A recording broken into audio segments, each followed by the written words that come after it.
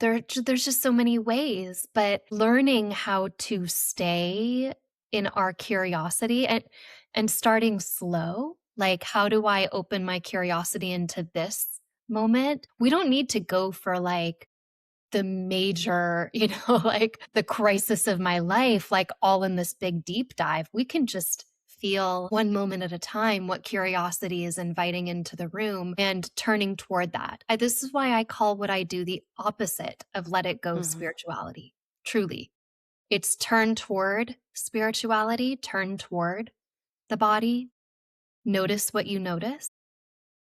Notice the quality, the texture, the temperature of what you notice, your breath or a felt sensation in your body. And we do that over and over again. And guess what we're doing? We're climbing down the ladder. We're climbing down the ladder into form. And Mhm. we're doing it in a way that everybody can, a 3-year-old can do. I remember I was touring preschools. My kids are now teenagers. They're much Oh older, my but like, God, you have teenagers? Wait a yeah, I minute. do.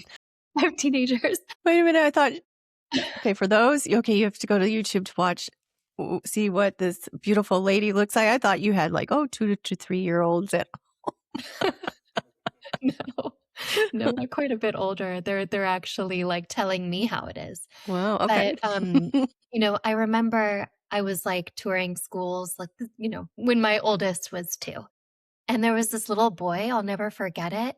And he just like really hated the painting he was doing. And so like he just got really mad and he threw the paintbrush down and then he just stood there for a second and put his hand on his chest and he took a big breath. And after taking this big breath and Wow. checking in with himself, like all of that chaotic turning energy just like calmed down. Wow. Somebody taught him well. Yeah, yeah, yeah. Yeah. And then he was able to pick up the paintbrush again. And that's why I say like if it's too complicated, if it's something where turning toward and noticing, like notice what you notice, if it's too complicated, then try again. Like find the thing that's not complicated to just to feel, just Hmm. to just to sit with the noticing is a very powerful thing. And like I've been teaching yoga for 20 years and yoga therapy for Hmm. 20 years. And I lead trauma informed yoga trainings. And what are we doing in every one of our yoga practices? We're training ourselves in one way or another to notice what we notice. Like some of those practice tools are very complicated, but it's the same thing. It's like, can you notice, the mantra over and over and over again? Like, can you stay with your breath? It's retraining us to stay, to turn toward and to stay.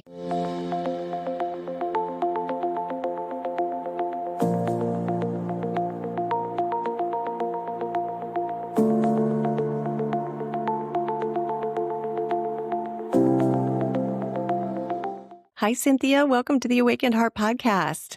Hello. Thank you so much. I'm so excited about this conversation. I'm so enamored with the goddess and feminine embodiment. And I was just reading excerpts of your book. I love your book. When did it come out? It just came out, right?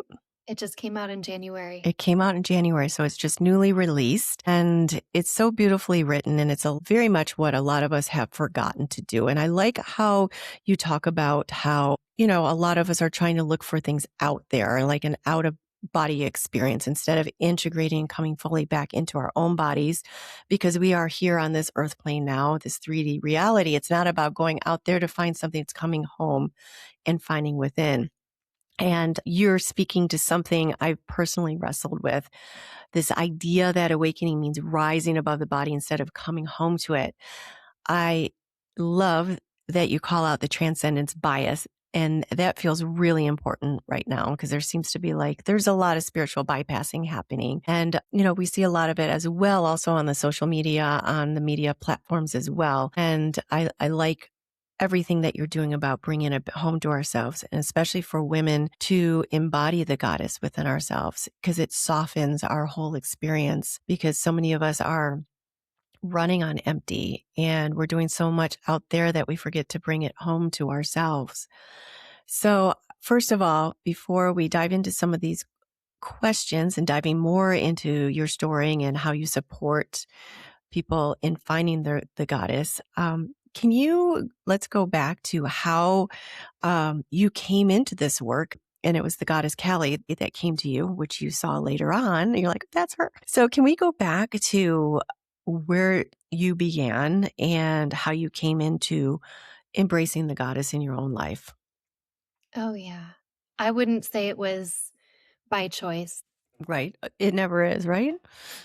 Yeah. And that's so interesting because a lot of times when we kind of like fall in love with the goddess and then we're trying to figure out who is she and what's going on, and then we start to go down these almost psychology pathways. And for me it was almost the opposite, direct experience of something that was very transcendent. It was an up and out, or perhaps maybe like a totality kind of experience. And for me, there were so many layers of having to come back into form. And at that point, it was pregnancy and having a child and then having a second child. So Mhm. so really like the call was, how do you bring what you've been experiencing into this experience? I think at a certain point I got kind of sick of the narrative that you have to leave. You have to leave, or transcendence is a state of total stillness. Transcendence is like moving beyond form, moving beyond the body. That was not my experience. That wasn't the experience I was having. And if it wasn't the experience I was having, then where was I represented? And where was I represented in history? And that's really what got me interested. But it was experience Mhm. first, and then like way down the road, academic study. So, when you're saying it was a not necessarily an out of body experience, you hear a lot of that where you've just completely left your body. What kind of experience was it? Was it more of a felt experience? Was it like visions? I'm just curious. Oh, yeah, that's a great question because I work with a lot of people who are having spiritual emergence and Kundalini awakening. And there are so many different ways that this can happen for people. It can happen in a way where nothing sensational happens. It's just a series of deepenings and understandings that Mhm. doesn't really have like the big fireworks or big physical movements. I'm a kinesthetic person. I'm so body oriented that for me, it really wasn't so much like seeing visions or hearing things. It had a lot more to do with feeling the body knowing, and also the body having rushes of energy. I mean, like, mm, oh gosh, every single cell in the body sensationalized simultaneously, and energy moving through and throwing my body around, throwing my body around. And if that sounds unpleasant, it was actually pretty unpleasant to have these really intense physical, they're called kriyas, but these intense physical jolting, shaking, spontaneous postures, things like that. Wow. And so that's just one form, right? Like that's just one way that people can experience these kinds of spiritual openings. And you were just young. Was it 20 years ago? But you were a child. How old were you at the time? When it started, I was 12. Hmm. And then when the Kundalini really woke up, I was 24. I was newly married. I Hmm. was newly married, and that was a real breaking of the dam in this kind of central axis in my spine, and a very powerful experience. Hmm. And I was so used to having these kind of transcendent experiences of like everything is divine, everything is God, that when 2 years later, when I had my first child, there was almost like a whiplash for me Hmm.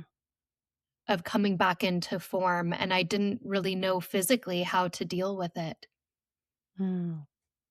Yeah, becoming a mother and in your book, you had mentioned about how we are the ones that we create life out of our own bodies, and then we nurture a being out of our own bodies. I mean, what more is the goddess? Like even the wait, not the empress. Which one is the archetype on the tarot cards? The empress, right? I'm not sure. The world is in her body. And it's such a beautiful thing. I've never had children myself, but just I look at women who are pregnant and creating life in their wombs, and then these beings that have just crossed over from the other side. It's just such a miracle of life. So you embodied anyone that all these women that have given birth, like you're literally embodying the goddess, creating Oh, life in yeah. your womb.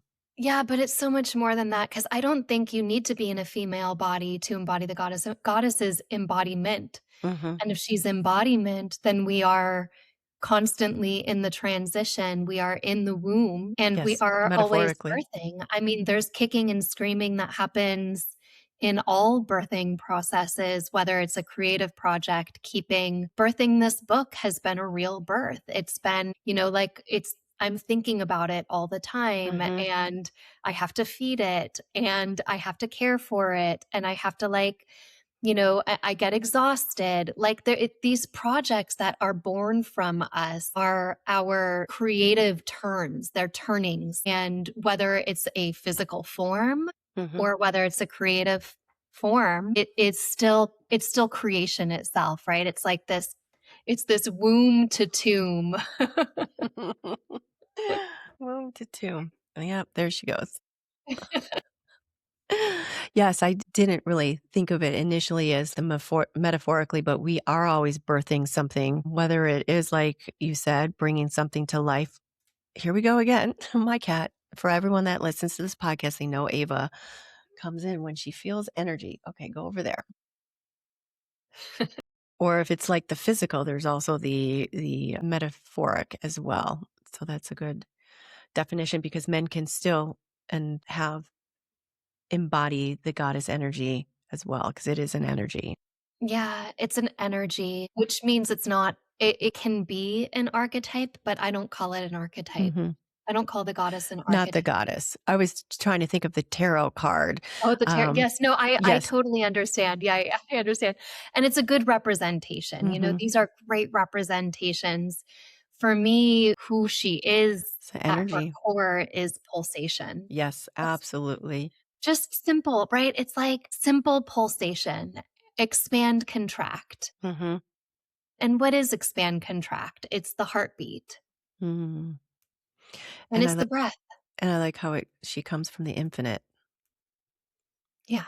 Yeah. She is She emerges out of the infinite to give the infinite the one thing that he cannot do, which Mhm. is to limit or bind. Mm. So the principle of stillness, the transcendent principle is real. It's a beautiful representation of the divine, but what we've done for the past couple thousand years is only talk about that Mhm. principle. And then diminish and subordinate the other half of the story. It's like we've trained ourselves to climb the ladder up and out, up and out, up and out through all these religions and traditions and philosophies. And we really have no muscle memory. We haven't flexed our muscles at all in how to come back down and into form. And I got to tell you, even right now in current times, looking out there, that training of that muscle of coming down into form, the consequences of not having that are so major, like so many unethical spiritual teachers out there. It's only possible to be unethical toward the human form if you don't have the muscle memory of, first of all, feeling in your own self that it's sacred to come back into form. This form is the divine. I've seen it over and over again. I've learned how to climb down the ladder as much as I've learned how to climb up the ladder. And then also seeing it in others. Like if I can see in you the depth of your humanity and just how much of a divine you are. Like if I am the body of the goddess and she's looking out of my eyes and she's touching through my skin, and I see that she's looking out of your eyes and she's Mhm. touching through your skin. And I see that she's, in the body of your cat and in your microphone. Like, how would I ever want to create injury there? Mhm. It just wouldn't even, it wouldn't be possible. Mhm. So I think the consequences are great. And what actually happens when someone has a profound spiritual experience like you did, but no embodied integration? Uh, Well, there's so many rungs of what can happen. You can get so in my book, I actually talk about when you get stuck on any one of the layers. So, what happens when we get stuck? Let's say you have a spiritual awakening and you come crashing back and you don't know how to integrate it. You might develop all kinds of like spiritual pathologies or something. I'm not sure. Like you might fall into any number of spiritual ego traps. And I think that if I were to generalize, what are those ego traps? In some way, it's a disassociation. It's like, I'm not comfortable with what's happening right now. And so I'm going to leave on some level. Like, I'm going to leave either emotionally, or I'm going to leave physically, or I'm going to leave spiritually because we can leave, right? Like you can be sitting right where you are and just kind of check out. And so staying curious, this is the first principle I teach is curiosity always. And that's the first thing I name in the book because curiosity retrains us. It's like, what's happening right now? How do I work with what's happening right now? And to me, curiosity, any part of us that's been shut down, that's been taught to disassociate, that's been taught to leave, usually there's a trauma there. It's like we've been taught not to be curious. Don't ask that question. Don't challenge the norm. If you ask that question, if you challenge that norm, if you challenge that conditioning, you're risking not being loved. You're risking being kicked out of the tribe, whatever the risk is. And those are really big risks. And so people get locked and they lose their curiosity. And when we lose our curiosity, we get rigid. We get brittle. It's like, I don't know how to fall anymore because I'm so brittle. Like if I fall, I'm going to break. And so it's safer just not to fall. There's just so many ways, but learning how to stay in our curiosity and starting slow, like how do I open my curiosity into this moment? We don't need to go for like the major, like the crisis of my life, like all in this big deep dive. We can just feel one moment at a time what curiosity is inviting into the room and turning toward that. This is why I call what I do the opposite of let it go Mhm. spirituality. Truly, it's turn toward spirituality, turn toward the body, notice what you notice. Notice the quality, the texture, the temperature of what you notice, your breath or a felt sensation in your body. And we do that over and over again. And guess what we're doing? We're climbing down the ladder. We're climbing down the ladder into form. And we're Mhm. we're doing it in a way that everybody can, a 3-year-old can do. I remember I was touring preschools. My kids are now teenagers. They're much Oh older, my but like, God, you have teenagers? Wait a yeah, I minute. do. I have teenagers. Wait a minute. I thought, okay, for those, okay, you have to go to YouTube to watch, see what this beautiful lady looks like. I thought you had like, oh, 2 to 3 year olds. No, they're quite a bit older. They're actually like telling me how it is. Wow. But, Okay. I remember I was like touring schools, like, when my oldest was 2. And there was this little boy, I'll never forget it. And he just like really hated the painting he was doing. And so like he just got really mad and he threw the paintbrush down and then he just stood there for a second and put his hand on his chest and he took a big breath.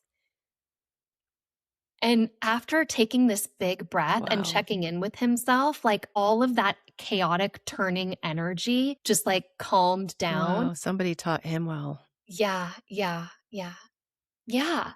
And then he was able to pick up the paintbrush again. And that's why I say like if it's too complicated, if it's something where turning toward and noticing, like notice what you notice. If it's too complicated, then try again. Like find the thing that's not complicated to just to feel, just Hmm. to just to sit with the noticing is a very powerful thing. And like I've been teaching yoga for 20 years and yoga therapy. for Mhm. 20 years, and I lead trauma informed yoga trainings. And what are we doing in every one of our yoga practices? We're training ourselves in one way or another to notice what we notice. Like some of those practice tools are very complicated, but it's the same thing. It's like, can you notice, the mantra over and over and over again? Like, can you stay with your breath? It's retraining us to stay, to turn toward and to stay. Mhm. Um, yeah, yeah. Like in so many of the different tools that we have, that's really what we're doing. And that's helpful because if you're bypassing, spiritually bypassing, no, this isn't happening, or willing yourself away out of the experience, it's still going to be there until you work it through. So bringing it back to yourself with curiosity instead of like, why is this happening? Like, this is a bad thing. It's curious. Why is this happening? Bringing it back into yourself. So I love curiosity, staying open to the possibilities, being curious instead of like, life has punished me, or this is like, how is this teaching me? Instead of like, how is this punishing me? So there's such an opening there. And how do we know when we're disassociating spiritually instead of awakening? Now I know immediately. I know the moment I'm doing it. And that is the spiritual bypass, right? Like, speaking of what is spiritual bypassing, this is this term. Spiritual bypassing is when you get this idea in your head and the goal, the idea, the goal, perhaps the spiritual goal. It's a spiritual bypass. So the spiritual goal is more interesting to us than the process. There's this thing called enlightenment. I'm Mhm. going to read about it. And here it is. It's a goal. It's a great looking goal, right? It's got to be so peaceful. It's got to be so much better. So if I just claim myself in the goal as opposed to in the process, that's a spiritual bypass. Spiritual bypass is a disassociation. Mhm. It's a leaving of the process. So nowadays, my practice is attuned enough that my heart tells me if I'm not feeling safe in that moment or I'm not feeling good in that moment. And all of life is the mirror. I'll even use a different analogy than the mirror analogy, as much as I love the mirror analogy. Because what I've really been feeling into lately, Nancy, like this is where I really am, is I feel like the heart is an instrument, this great divine, the body of the divine is the heart. And the heart instrument feels to me like it's always being cleaned and tuned.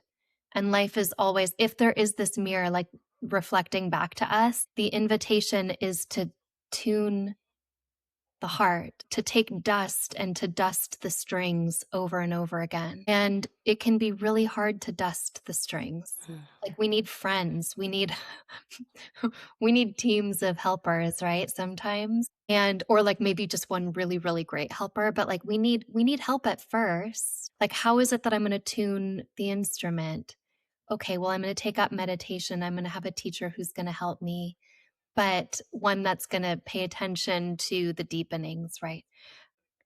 And the cleaner the instrument gets, the more in tune the instrument gets, the easier it is to notice when there's like a chord off, right? And so for me, I'm always listening, always. I'm always listening to my body. I would say close to 100% of the time now. I'm listening to the inner chord of the body. And is something off in this relationship? Is something off in this environment? If there is, how do I engage with that? How do I turn toward that? And sometimes I can turn toward that and change something about myself or change something in the environment. I can get skillful at doing that. And sometimes I can't, right? Mm. Mhm. But I can learn to listen. And learning to listen is enough. I mean, we do tend, something I've noticed is we do tend to get more active in our life the more in tune we get with the body and with the divine feminine, with this principle of embodiment this principle of pulsation, we do tend to get more involved with life. Like gung ho about our creativity, we tend to get more involved in our projects. I'm going to create this thing that, I'm going to create this podcast that people can listen to and engage with. I'm going to create this book. I'm going to create this art piece. I'm going to create this musical piece, or I'm going to be an activist because I'm getting called to do that, right? We do tend to get more involved in a certain way with the pulsations. And that just kind of helps us to deepen the tuning of the instrument. So the chords, you've cleaned the chords and you've learned to listen to your heart over the course of time by listening. And then when you feel something isn't right, or if you're assessing a situation, you've tuned your heart and your instrument so well that you're getting a real reading on things for yourself. For somebody that hasn't tuned into their own heart or haven't cleaned those chords, you would probably recommend just begin listening and seeing how you're feeling, or how can somebody start attuning more to their body? Oh, yeah. That's why I have practice sessions in every chapter, Mhm. because you have to start with like the very basic notice. It's like the toddler at the you notice. First you notice. So you notice what you notice. And that's a big ask. That's a big ask of people. So notice what you notice. And then once we kind of like get warm and we notice what we notice, or we have a little more capacity to notice what we notice, we can start to notice something. We can notice the breath, for example, because the breath is so beautiful, right? Like the breath is called, in the traditions that I study, it's called the ajapa japa, the ceaseless prayer. The prayer that is recited 21,600 times a day. That's what it's Wow. called. That's what the breath is called. It's called the ceaseless prayer. You forget one and the next one comes. You forget it. It's so generous. Like you forget the breath and then the next one comes. So it's always available and it's always forgiving. It's like a very dynamic, always changing temperature tester for us. Like, is my breath a little ragged and shallow? Is my breath trying to skip really fast to the next moment? Is my breath spacious? Is it cool? Right? It has texture. It has volume. It has time duration. There are all these incredible things about the breath that we can start to notice. And for me, those are the two entry points, and they're available to everyone. So the breath, noticing the breath, listening to the breath, and feeling all aspects of it, noticing and listening. Start Yeah. tuning that chord. Yeah. Listening to the breath, Mhm. tracking the breath. And then there's all kinds of practices you can do. There are so many, I'm a big advocate of not picking up practices that take up too much time in the day, because 2 hours of meditation twice a day. it's Who has time for that? it's unbelievable. I once saw this meme on the internet that was like, it was such a modern thing, because it was like, I just don't have enough time in the day for all the self-care that I do. And I go to yoga and like I get a massage. It's tyrannical. It's Mhm. tyrannical. Like how much time am I really supposed you're asking me to You're not spend doing more it right. You have to do right? this. It's it's like just another perfectionism Yeah. mechanism. It's like another impossible standard that we're setting ourselves up against. And the text, I do teach text. I teach sacred text. And there are texts that teach what are called micro practices. A micro practice is a practice that doesn't require time. It doesn't require time. You can do it In any the moment. time, right? Like there's this micro practice that a lot of my students really love, and it's notice the space between two things, I love that. right? Yeah. Like, because it's such a big practice, to be totally honest. It's Mhm. like you can be outside and you can look up and you can notice the space between two clouds, and there's something so beautiful in that. And you Mhm. can notice the space between like two leaves in a tree. Like you can notice the gap between things, but then you can start to also notice the space between your thoughts. Mhm. That reminds me, and my daughter forgot about this. She was must have been 8 years old. We were reading in bed one night. We were reading a chapter book, and she turned to me. She's not interested in anything spiritual, but she turned to me and she said, "Mom, time doesn't exist because there's a space between every one of my thoughts, Wow. and time doesn't exist." And I hyper fixated on that. I was like, "What do you mean? Can you tell me more?" Like, so I got excited. And that was it. She just said it the one time and then went right back to reading as though it never happened. But that's why I say everybody has access to this. Like, we can notice the space between our thoughts. In fact, when we notice the space between two thoughts and we get really curious, we begin to notice that we have no idea what the next thought is even going to be. Like, we have There's no idea what the curiosity. next thought is going to There's be. curiosity in the moment. Right. And if you really try to figure it out, what's my next thought going to be? The mind does this funny thing where it kind of just stops. Mhm. Like, it just stopped for like this blessed moment Oh of my like, gosh, yes. right? Like, if we try it out, right? Like, what's my next thought going to be? It just kind of goes. Mhm. So, noticing the space between two things is a micro practice. I notice that when I get in and out of my car, I don't know what it is about being in the car. There's something about being in the car that I'm like, oh, there's a space between, my legs and the space around me. There's a space as I come in and as I go out. There's even in traffic, there's a space between me and the next car over. There's just these opportunities are everywhere. Mhm. You know, when I was younger, I used to not like the dark because the dark wasn't just dark. I'd see dots, like I saw dots everywhere. So there wasn't like just a dark space. It was filled in with dots everywhere. And I was probably way more open back then. But yeah, and I used to see things as well. But why am I always forgetting his name? But he talked about the Our Father prayer.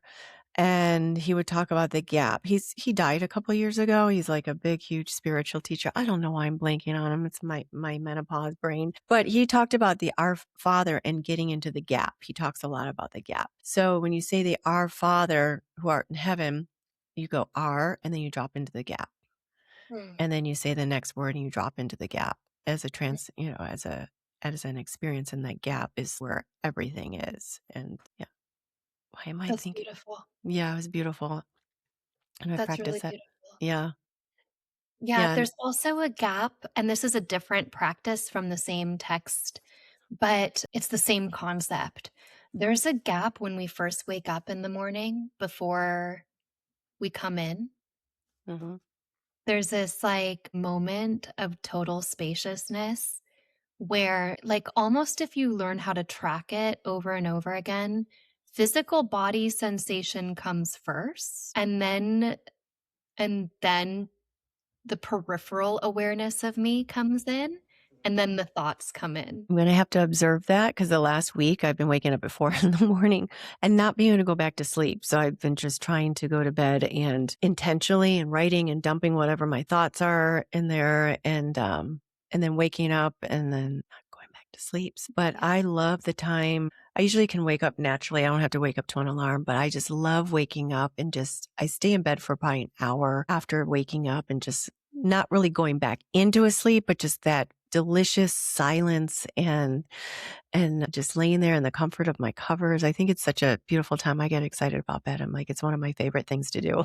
Me too. I wake up regularly at 4:30. That's just my Okay, normal. so you're not traumatized?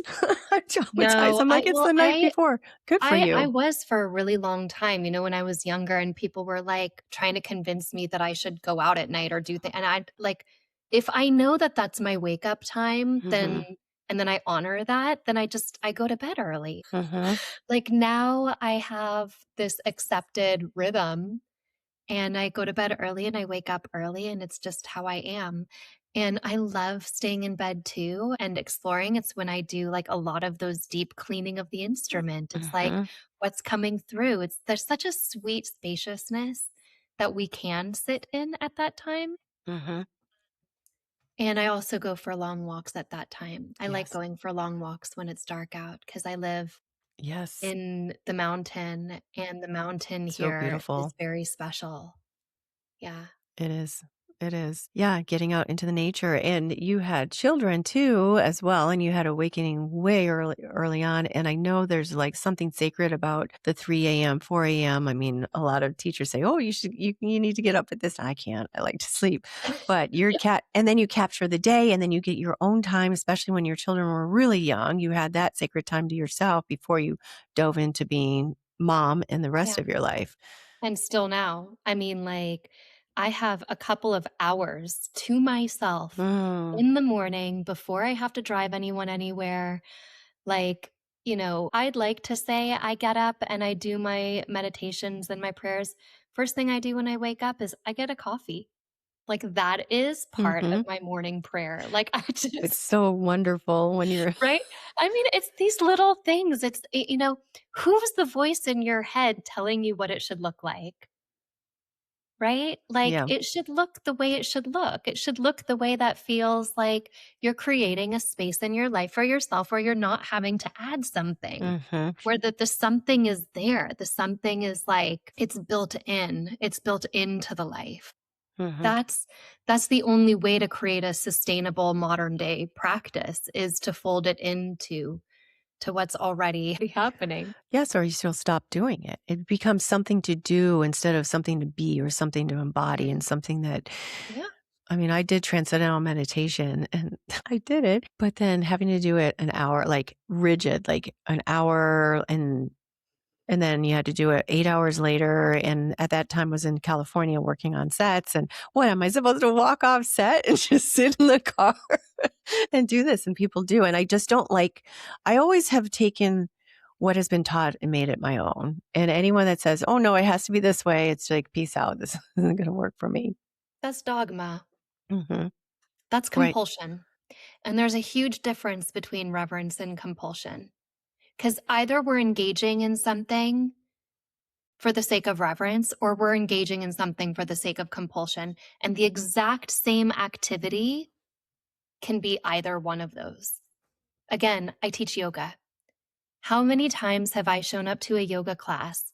And the real reason I'm there is to kind of like fuss over my own compulsion. That was the story of my 20s. Like that's what my whole 20s was. And it took a really long time. There was some reverence in there. It's like maybe at the very end of the class, I could touch into this moment of reverence. But now it's all reverence. It all looks the same. I mean, like, right? Like from the outside perspective, whatever it is we're doing, like feeding the cat or taking the dog out or taking the trash out or folding the laundry or doing right? Like it looks the same from the outside.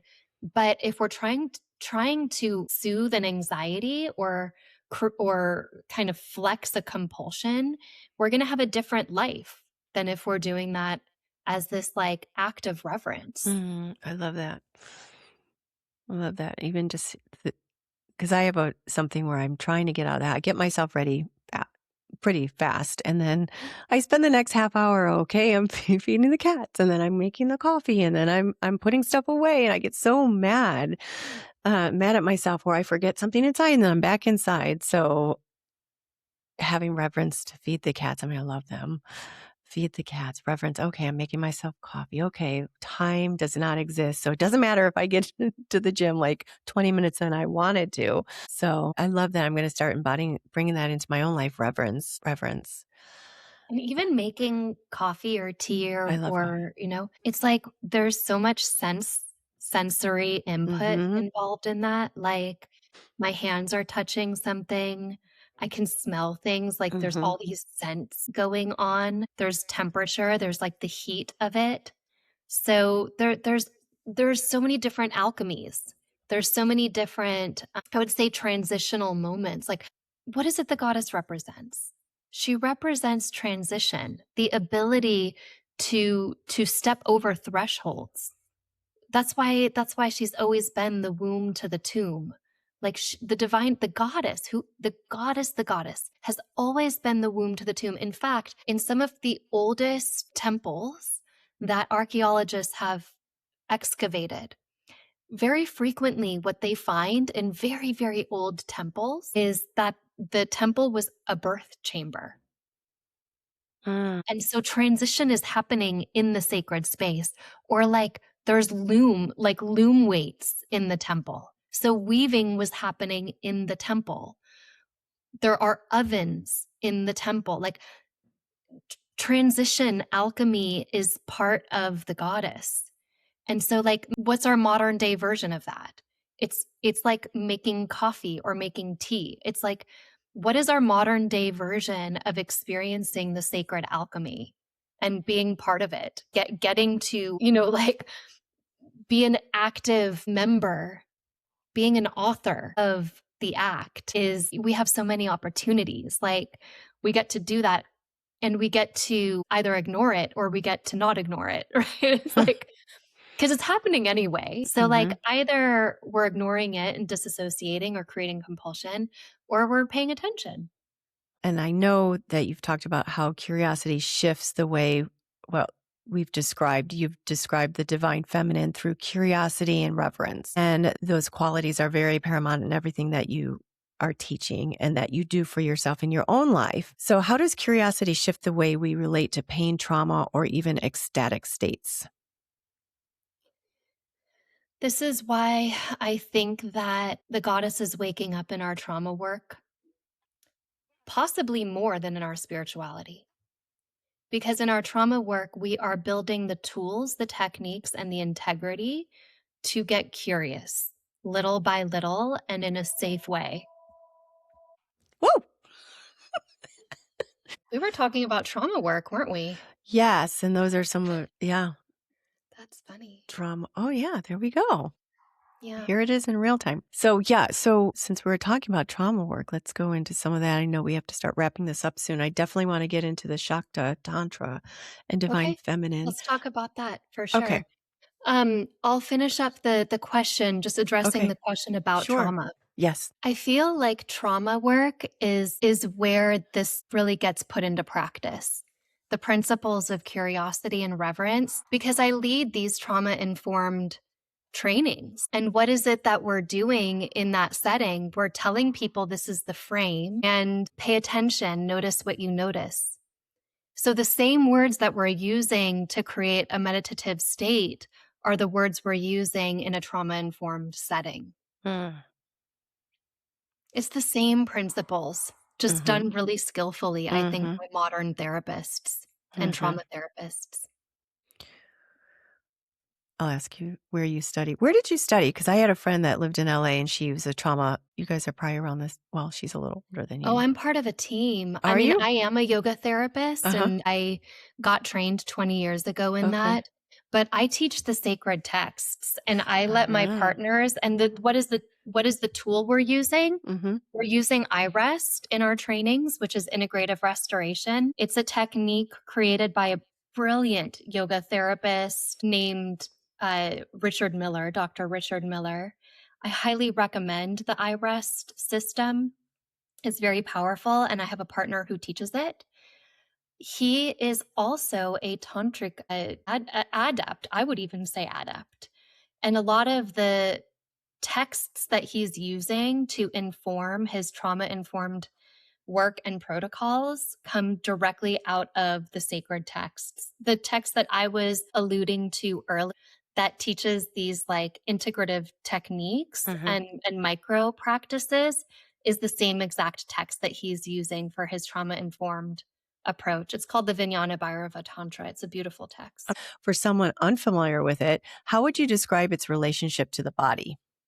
I mean, this is such a big question and it's such a modern question because what is Tantra? Is Tantra just like sexual expression? Like, not even close. In fact, those practices where sexual practice is included in the practice looked nothing like the practices that Mm-hmm. people are doing today. But where is the similarity? There's too many differences to name. Where is the similarity? Like where is it that like nowadays we have an idea of tantra and it applies? We're attracted to this concept. Like what is tantra? Tantra is many traditions God-based traditions, goddess-based traditions, ones that you get liberated only at death, ones where you can get liberated in life, right? So Tantra essentially is this like turn where all of a sudden in India from about the 600s on, you have these ideas like the body is included. And mantra and chanting has this really powerful effect. And there are all these technologies that get developed that map the energy body. This body of energy is kind of like if the body is included, then the anatomy of the divine has to be mapped on my body. This is where the chakras start to appear. They appear out of Tantra. And so, what is Shakta Tantra? Shakta means, it comes from Shakti, which is a feminine word that means energy, something like energy, pulsation, empowerment, that which emanates out of the transcendent ground. How I call Tantra is a series of practices that teach us how to turn toward. I'm teaching Tantra. That's what I teach. I say I teach yoga. That's the easiest thing somebody like me can say because other people say it and we kind of know more or less what you're up to, even if we don't know what yoga is. If I were to go around and tell people what I really am is I teach Tantra, then people would get these ideas in their head, right? It would be the correct thing for me to say, but people would then be like, oh, well, and this has happened to me before. Well, I'm having trouble in my relationship. So like, could you recommend some sexual practices to me? And I'm like, I am not that kind of tantrika. Like, I don't know anything about these neo-tantras other than the fact that they are a countercultural movement. Like nowadays, we need tools to come back into our form. And there's so much shame around sexuality. There's such a history of suppression and repression there and conditioning and patterns and roles that looking at that and breaking that down is worthy. Like it's good work, but it's not tantra unless we're talking about neo-tantra. So tantra is simply notice what you notice. In my book, what I think. Notice what you notice and then also notice the breath. Shakti as pulsation is breath, heartbeat, and the rippling into form of the divine. To me, Tantra is trauma work. Engaging with your activations, engaging with your patterns, sitting with a therapist, sitting with a friend, sitting with a medicine, sitting with a shaman, like engaging with, integrating with what's coming up. That to me, there's a school of Tantra that I love called Spanda. It's the school of pulsation. The school of pulsation, where all of reality is pulsation. And what are we doing? We're engaging with the totality that is pulsation. So when I say that, yes, I am initiated into Tantra. I am initiated into a lineage through my teacher. And what does that mean in a practical way? Right? Like, what does that look like for me? For me, it looks like I'm learning new tools within myself to turn toward whatever is coming up. Whatever is coming up. Sometimes I use breath work. Sometimes I use a chant. Sometimes I engage in a more steady or serious practice. And sometimes I just, notice the gap between two things when I'm in my car. Like it's really like all hands on deck spirituality. Like let's integrate the whole day here, including the night. What is your dream revealing? What is the space between the dream revealing? So to me, that's what Tantra is. Primarily, if there's going to be a technique, it's going to be a breathing technique or a chanting technique. But nowadays, people are taking these more extreme, and what they're really trying to do with I don't know. I can only project what I think they're trying to do, but from what I can see, the energy that I feel and the heartbeat that I feel when I see somebody promoting neo tantra, these sexual practices, is saying like, "Hey, look at me because this matters too." And that's worthy. That look at me because this matters too is worthy. And I think that, or I hope that some of the other practices can get woven in also. The breath work, the noticing, the embodying on a much deeper level than that highly sexualized, sensationalized, because it can get pretty demeaning in its own way towards women specifically, Mm-hmm. from what I can see. And it's like, where do we get a level beyond that? Where do we move like one step further than the look at me, pay attention to me, I matter too voice of the sexually repressed into what I would call a real tantric relationship? And the way that I define a tantric relationship is something that I've had to create in my relationship. I've been married for almost 20 years. And so we started off under all of the conditions and patterns of a traditional relationship. As as forward thinking as I like to think myself, I entered into this thing with lots of conditions. Over time, those rules didn't work for me anymore.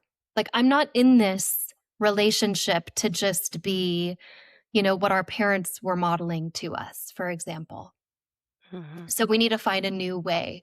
What is a tantric relationship? To me, a tantric relationship is this can happen between any partner.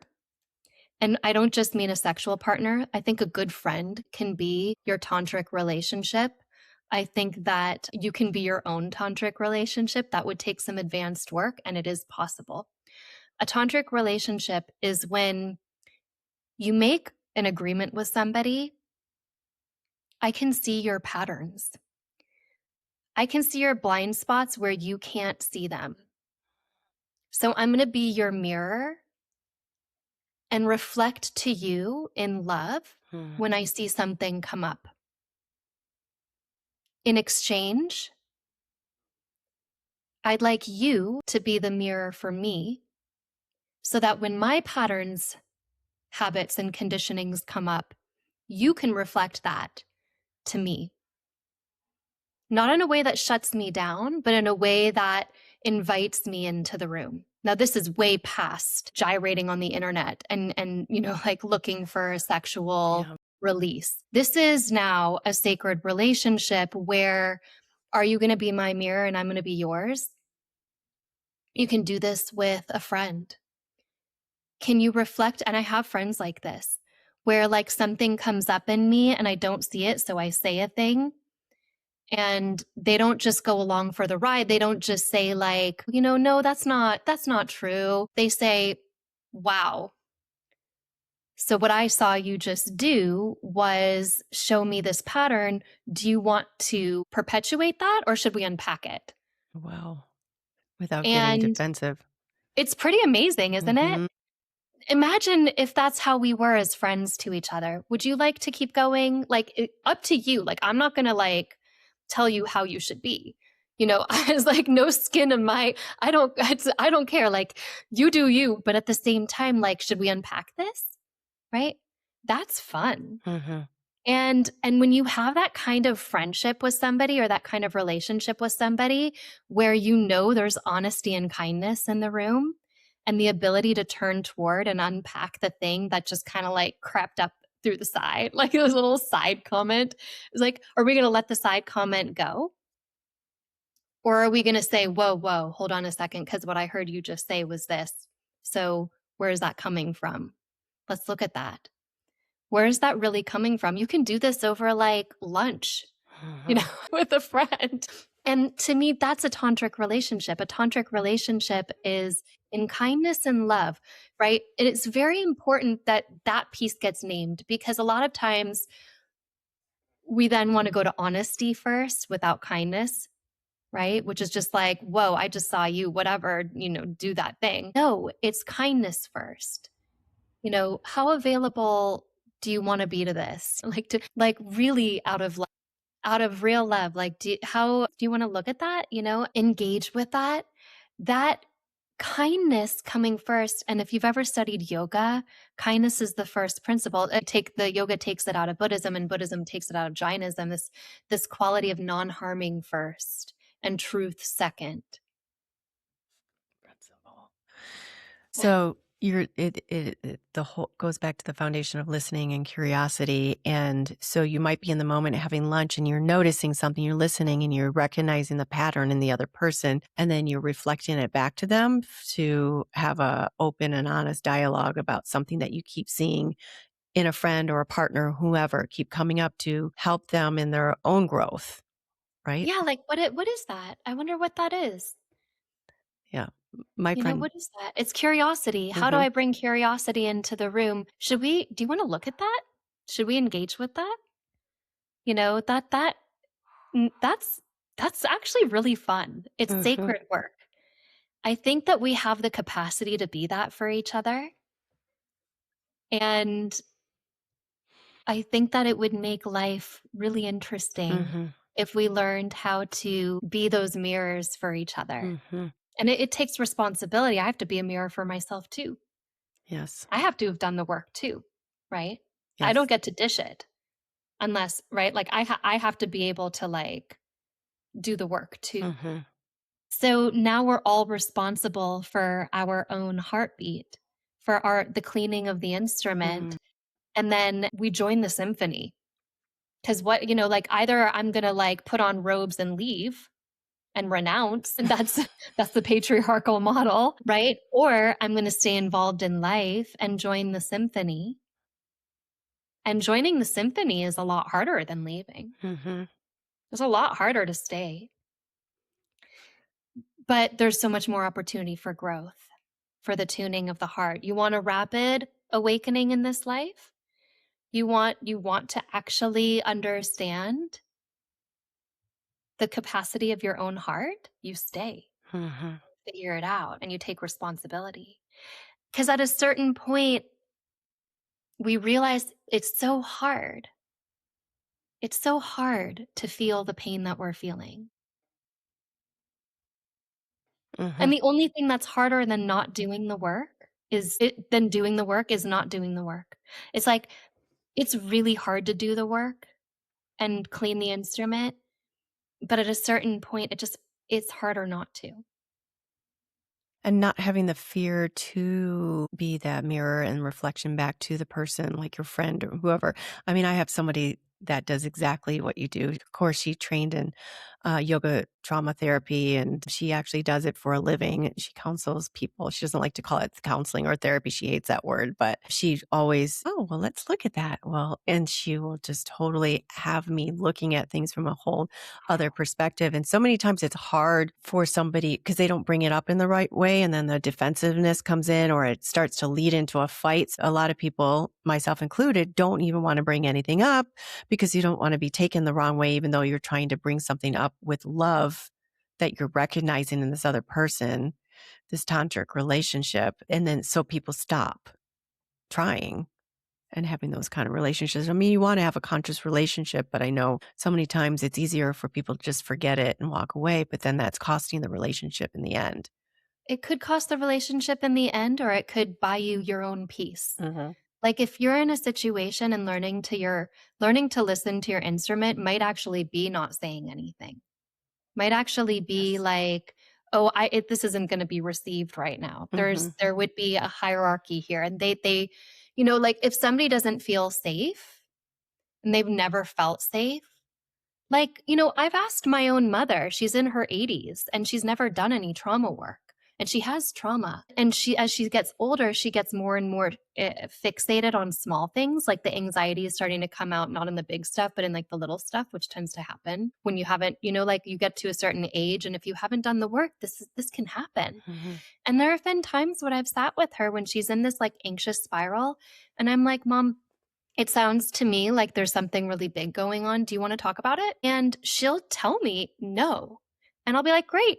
So, like, great. Like, like, Okay. that's fine with me. Like, I don't, like, I love her either way.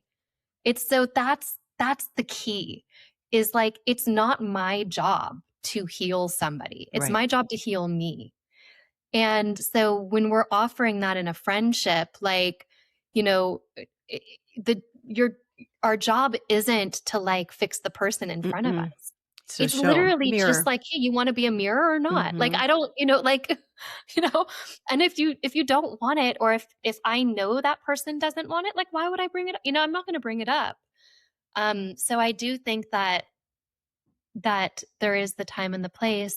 And I'll also say if somebody consistently doesn't want to engage in those ways, like to me, that's not a friendship. It's a Like for me, a surface friendship relationship. is a Mm-hmm. tantric Mm-hmm. relationship.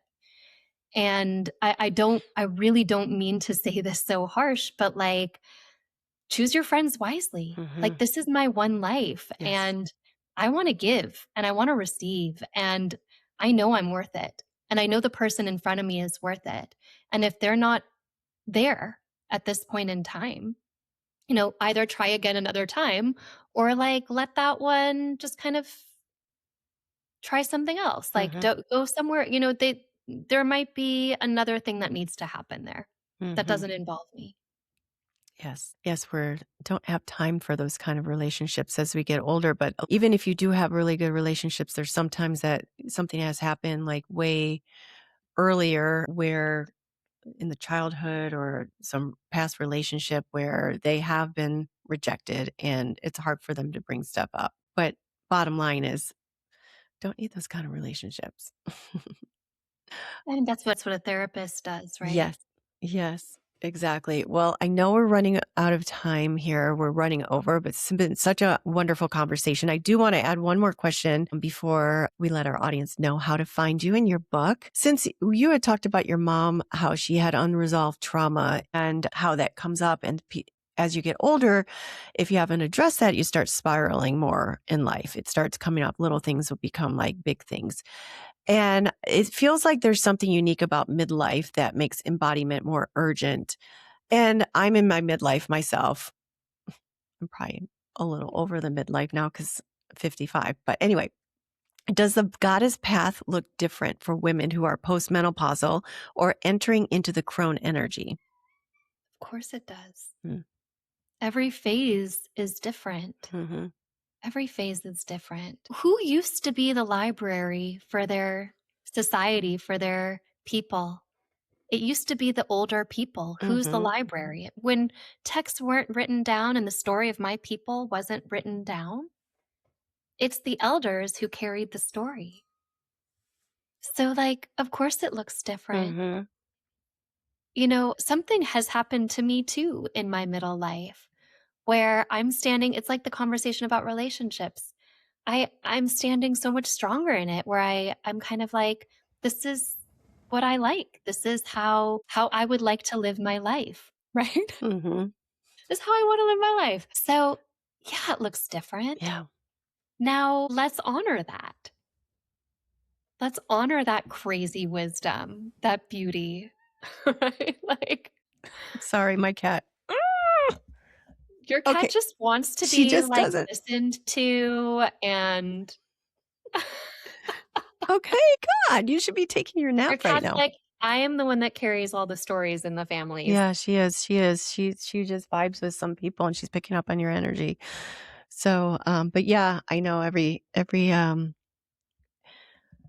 phase of life is different because we do get to the midlife and we're like, oh, I feel like that we start like, well, we tolerate a lot less BS and we're a lot more we're good with ourselves. We're understanding ourselves a lot more. And I feel like we are returning because before midlife and postmenopausal, like you kind of disappear from society.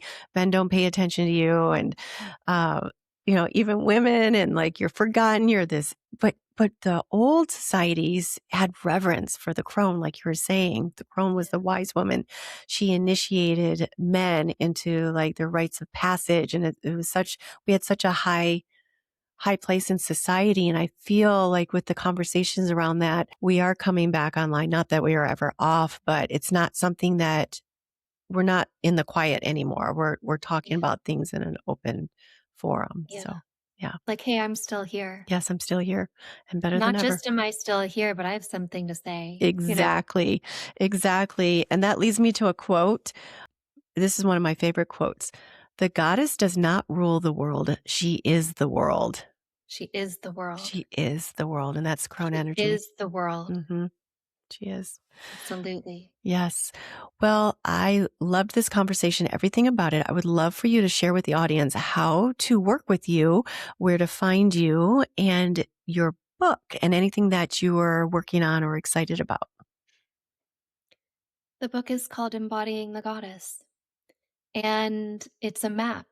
It's a map to understanding the history, the language, and how to live knowing that she is the world, which is you, right? Like, so there's that. And then I have a website where I have workshops and offerings. So I'm available. I'm here. This is I'll be here. This is what I'm doing Hmm. now. Like check in because like, yeah, this is it. It's this voice and speaking for her. And that's what I'm here for. Mhm. So that is wonderful. Everybody go out and find and work with this beautiful lady. Pick up this book. It just came out. I dove into it. I think you're going to find it very helpful in your own life. And anyone that feels disconnected from your own body right now, there's starting with the breath and listening are some small practices you can start today. Start noticing, being curious, and how the breath can function as a bridge between mystical states and grounded presence. So thank you for sharing everything today. I have one last question before we go, and that is, what does it mean for you to live with an awakened heart? Oh, I'll just say the same thing. It means notice what you notice. Mhm. Yeah. Notice what you notice. Beautiful. Thank you so much, Cynthia, for being on the Awakened Heart podcast. Thank you so much. Thanks, Nancy. Thanks. Bye.